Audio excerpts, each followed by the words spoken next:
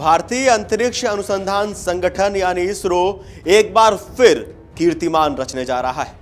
2 नवंबर को शाम 5:26 पर श्रीहरिकोटा के सतीश धवन अंतरिक्ष केंद्र से भारत के अब तक के सबसे भारी संचार उपग्रह CMS-03 यानी GSAT-7R को लॉन्च करने जा रहा है। ये मिशन भारत की अंतरिक्ष और रक्षा क्षमता में एक बड़ा मील का पत्थर साबित होगा। CMS-3 एक उन्नत सैन्य संचार उपग्रह है जिसका वजन लगभग 4410 किलोग्राम है। इसे विशेष रूप से भारतीय नौसेना की जरूरतों को पूरा करने के लिए तैयार किया गया है। यह उपग्रह 2013 में लॉन्च किए गए GSAT-7 यानी रुकमणी को रिप्लेस करेगा। इस उपग्रह के जरिए नौसेना के जहाजों, पनडुब्बियों और विमानों के बीच सुरक्षित और रियल टाइम कम्युनिकेशन संभव होगी। यानी यह भारतीय समुद्री सीमाओं में रक्षा संचार को और मजबूत बनाएगा।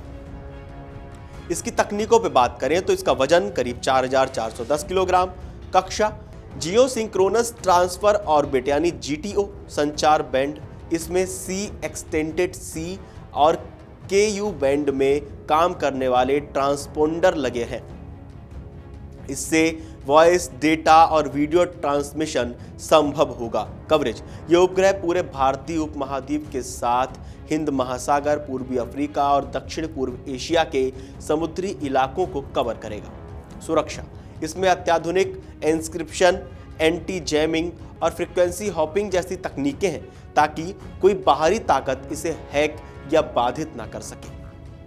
ये उपग्रह क्यों खास है उस पर बात कर लेते हैं।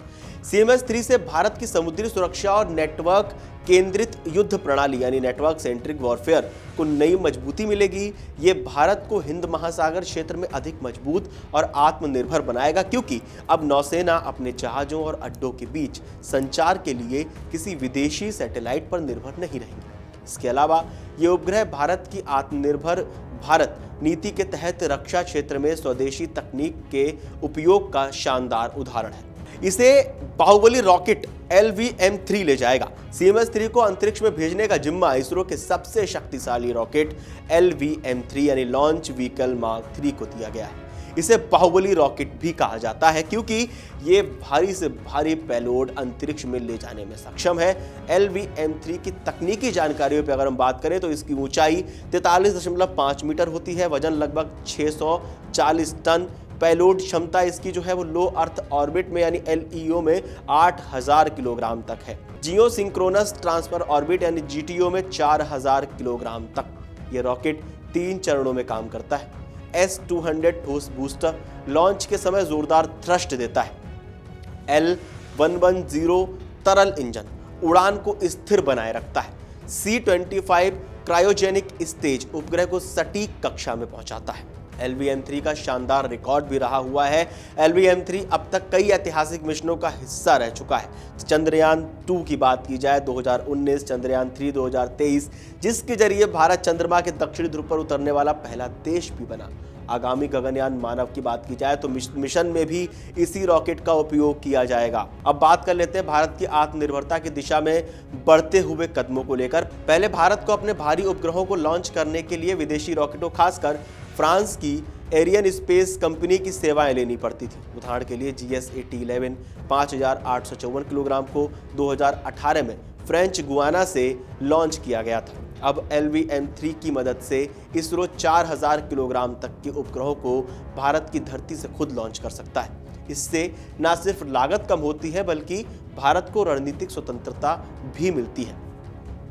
लॉन्च की अगर हम तैयारी की बात करें तो इसरो ने रॉकेट और उपग्रह का एकीकरण पूरा कर लिया है। 26 अक्टूबर को इसे दूसरे लॉन्च पैड तक पहुंचाया गया। सभी प्री लॉन्च टेस्ट सफलतापूर्वक पूरे किए जा चुके हैं और मिशन पूरी तरह तैयार है। अगर हम बात करें ये महत्वपूर्ण क्यों है मिशन, तो ये भारत का सबसे भारी संचार उपग्रह होगा जो भारतीय धरती से लॉन्च किया जा रहा है। ये नौसेना की कम्युनिकेशन और निगरानी क्षमता को और नई ऊंचाई देगा, उनको और मजबूत करेगा। ये भारत की रक्षा और अंतरिक्ष आत्मनिर्भरता का भी प्रतीक बनेगा। साथ ही हिंद प्रशांत क्षेत्र में भारत की रणनीतिक स्थिति को और मजबूत करेगा। आप लोगों को क्या लगता है इस नए उपग्रह को लेकर जो इसरो लॉन्च करने जा रहा है? हमें कमेंट करके जरूर बताएं और देश और दुनिया की तमाम बड़ी खबरें जानने के लिए देखते रहिए अमर उजाला। अगर आप ये वीडियो YouTube पर देख रहे हैं तो हमारे चैनल को सब्सक्राइब कर बेल आइकन दबाएं और Facebook पर देख रहे हैं तो हमारे पेज को लाइक करें।